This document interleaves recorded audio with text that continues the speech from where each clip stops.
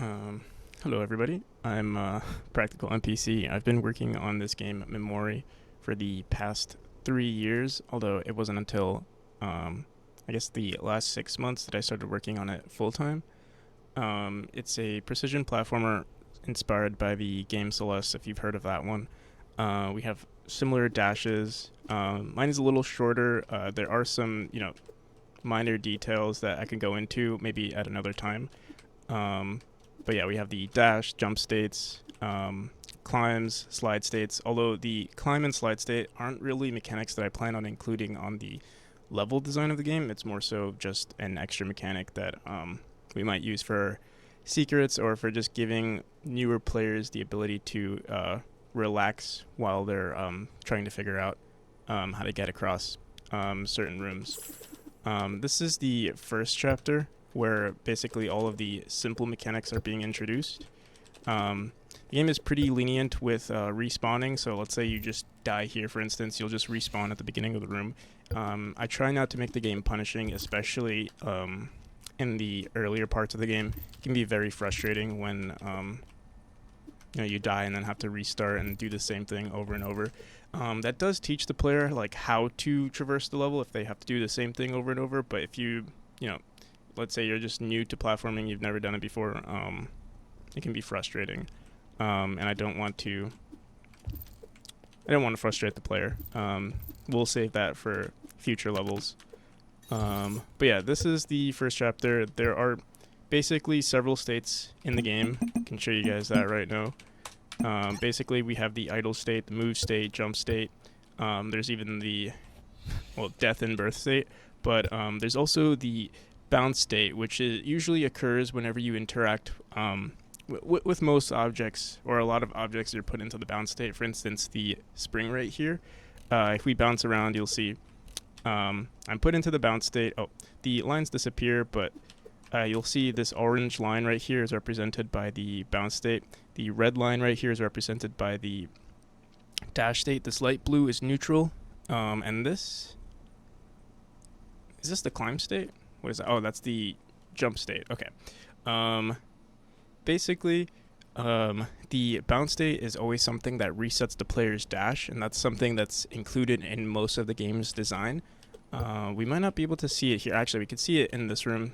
So every time you enter the bounce state, the player can dash again. Usually your dash is replenished every time you hit the ground or you interact with an object. So this is one of those interactions where if it puts you in the bounce state, you can dash again. But there are other things that can reset the player's dash. For instance, entering portals is another way to reset your dash, and you won't be able to see it here. We'll probably just go into another chapter in order for me to show that. Let me just go through these rooms a little bit to see if there's anything else I can show. Wall jumps are another thing that I guess are required from the game, but it's not something that I've expanded on too much just yet. I think it's a relatively slow mechanic in the game, and so it's probably not something that I'll focus on too much, at least not in the earlier levels. I'd rather have the player be more familiar with the faster mechanics of the game, like the dash, portals, and stuff like that, or the bounce state. Here, let's actually go into another chapter, and I can showcase some of the other mechanics. Another thing to allow for certain margins of error from the player so that they can feel like they understood the mechanic, but maybe they just have slower reflexes. For instance, there's something called coyote jumps, which are very popular in most precision platformers, where even if you were to run off the platform, you still have the ability to jump, even if you're not on top of anything. Only for a short amount of time. Usually it's like 0.2, mine is set to 0.2 seconds, but I might even lower that to just 100 milliseconds. Here's another mechanic that's in the game, which is the portal. And this is why I actually have one of those mechanics called the neutral state. So you can see we have the dash state right here. Basically, once you enter the dash state, you exit with something called the neutral state, which is this blue line right here. In most cases, gravity is being applied to the player. It's almost like an extension of the fall state, but in fact, in certain cases, you can see right here on this top line right here, there's no gravity being applied to the player while they're in this blue state, the neutral state. And this is just my way of making the game feel responsive. And there's just a bunch of things like this. If we look at my player script, or we just look at my player class right here, you'll see I have a bunch of timers. Let me see if I could bring that up. We have like a bunch. Oh, you guys can't see it. Let me hide the window. We have a bunch of timers here that show, jump windows, pre-jump windows, slide timers, floor slide timers, wall lock, which is basically something that puts the player in the slide state and holds them in the slide state in case they want to do a wall jump. Stuff like that. Idle timer actually is for animations, but yeah, we do have a lot of timers that basically make the player feel like maybe they pressed the button too early or they pressed it too late, and these timers are there to make sure that the game feels responsive. If you're making a precision platformer and you want to make the game feel responsive, this is something that's more than likely going to be necessary for your game, just so that the player doesn't feel cheated. I don't know if you've ever played it. It happens in any sort of game where you're like, oh no, the game cheated me or something like that, and this is something that you want to add to your game to sort of like reduce that reaction. It won't prevent people from maybe sometimes getting salty when playing your game, especially if you're making a game as hard as Celeste or any sort of precision platformer. But yeah, it should help a lot of the time. You never want to make the player feel like they've been cheated. They should have lost, only to their own actions and not to maybe some fault in the game's design. Here's another example of one of those mechanics that put you in the bounce state. There are a bunch of those. So this one puts you into the bounce state, which also resets your dash. The player turns gray when they dash. This will be... I don't think the visual cue of this is that good yet, but we will be updating that along with the cat that follows you. The cat will actually be a part of the visual cue when showing when the player is able to dash. But yeah, bounces reset the player's dash, and so do other objects like this and other objects like this. So this just literally just gives you an extra an extra dash. So I can dash into this, dash into that, and then I have another dash. So I'll showcase it all in one go. So we got a dash from the bounce state. We're still in the middle of the dash state, but there is basically just something that I count where if we hit this object, we will have another dash by the time we exit the next neutral state, or by the time we enter this neutral state, we'll have another dash. So that's another thing that's considered. Here's another enemy that puts us in the bounce state again, but it also shoots at us. And it also leaves around something I call a blood node, which basically just allows us to dash again. This is actually a fairly newer mechanic with the enemies. So you can see we bounce into these objects, and it just gives us a bounce again. It's mainly there so that once you kill the enemy, you can still bounce around. The other thing to note is that if you were to die, the enemy will respawn, and all of its blood nodes will disappear, and you have to do the whole thing over again. Eventually, once we start polishing the game some more, I think what I'll do is if you do kill the enemy, if you come back, that enemy... those blood nodes will stay there as long as you killed the final position of the enemy. But yeah, that's not in the game just yet. Here are a few other rooms with the same mechanic. So you can see there's a crosshair chasing us around. You have to avoid the crosshair, otherwise it'll shoot lasers at you. And then you can, keep going. That's the mechanic in a nutshell with this enemy. I'm in the middle of currently trying to design a final boss for this chapter. Actually, the first boss that'll ever be in this chapter. Here, wait, I'll actually show you guys one other mechanic. This isn't actually. I'll show you a few more mechanics. But here's a new enemy that I've been working on, which will be a part of the final boss. We'll introduce this guy a few more times in this level, and then we'll have the final boss, which includes this guy and a bunch of the other enemy mechanics that have already been introduced earlier on. I'll have to restart the game. Should be quick. This game could also be played with mouse and keyboard, so you can see there's an arrow. I usually play with strictly keyboards, or if you want, you can play with a controller. But yeah, personally, I like using arrow keys and then ZXC. But yeah, it's mainly a preference. I think for most people, if you've never played a platformer before, you're more than likely going to play, or most people are comfortable with a controller, but if you don't have a controller, WASD and the mouse is probably the best form of input. I think it has the lowest skill floor, but the highest, I'd say lowest skill floor, but also the lowest ceiling. Actually, it really depends. I know some people who play my game and they love the mouse and keyboard, and you know, they're completely valid for speedruns. But yeah, personally, I prefer arrow keys. I'll show you guys another mechanic. Oh wait, I was gonna show chapter 3 first, the new enemy. So this is the newest enemy that we've been working on, which is just a guy who shoots at you. I'm gonna lower the volume really quick because I think it's kind of loud.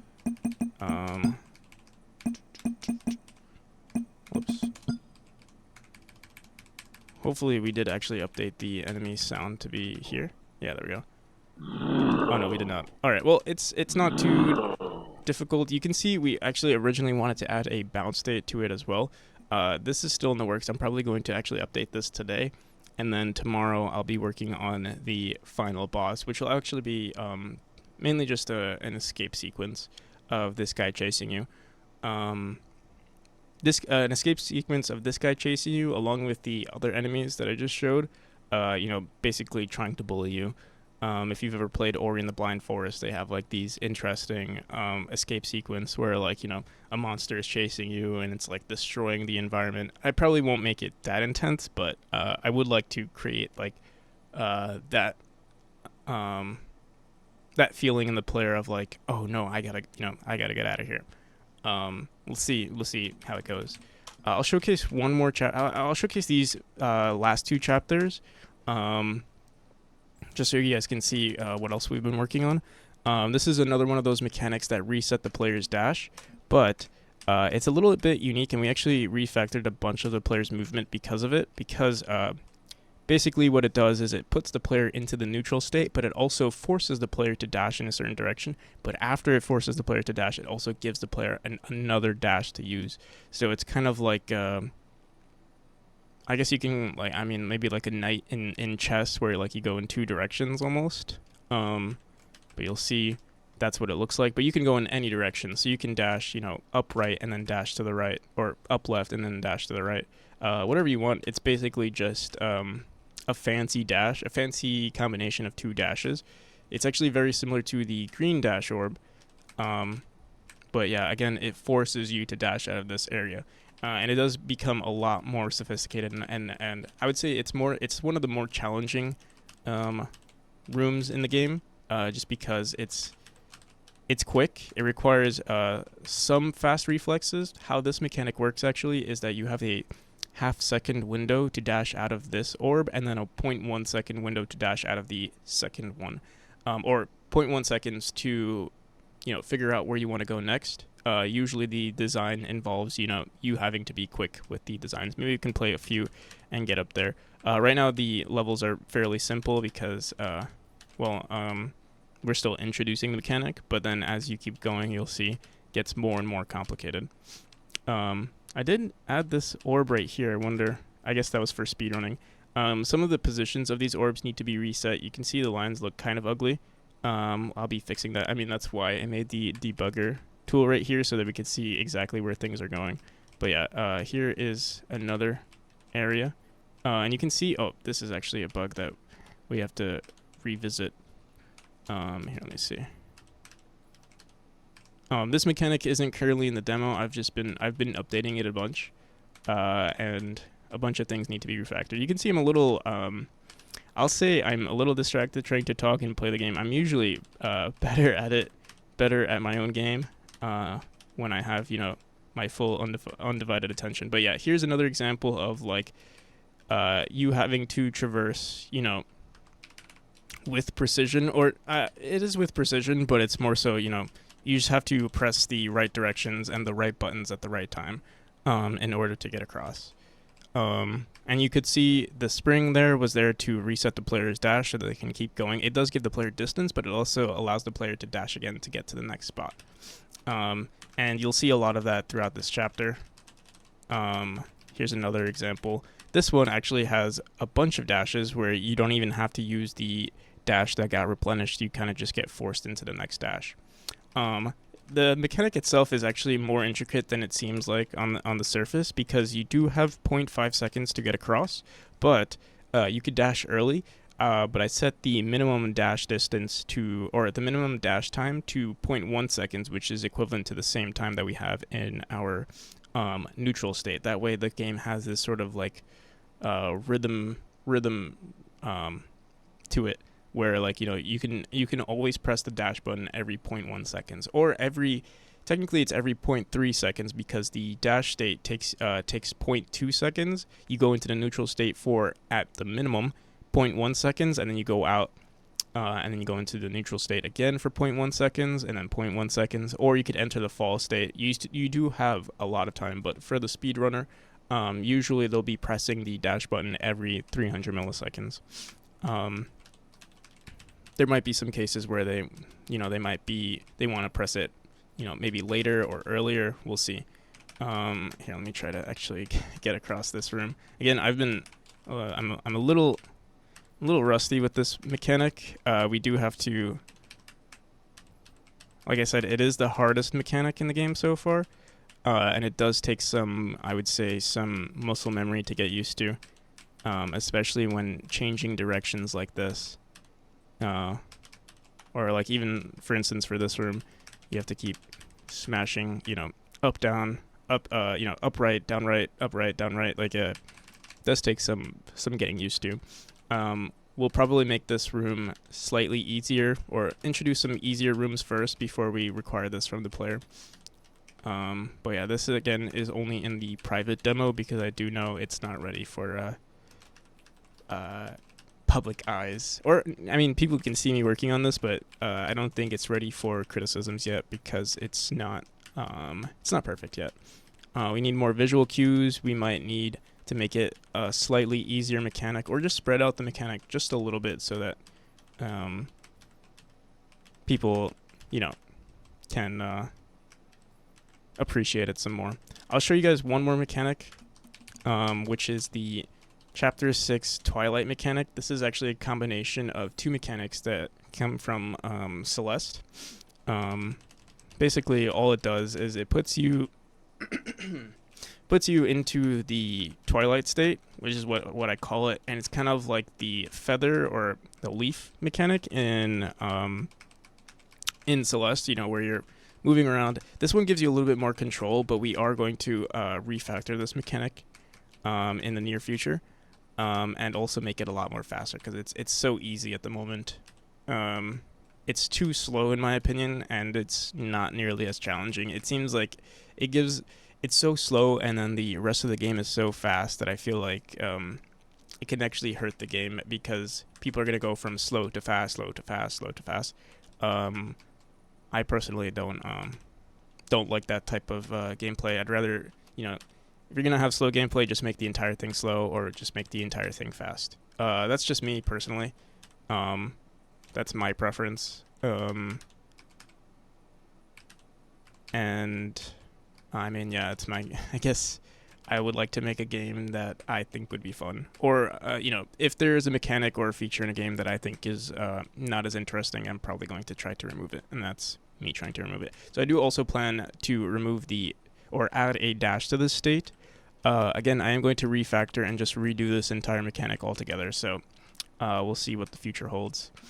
But yeah, that's all of it so far.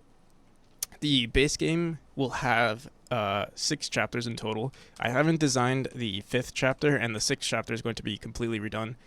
We currently have around, I want to say, close to 230 rooms in the game so far, but by the time the game gets released, I would like to have more than double of that.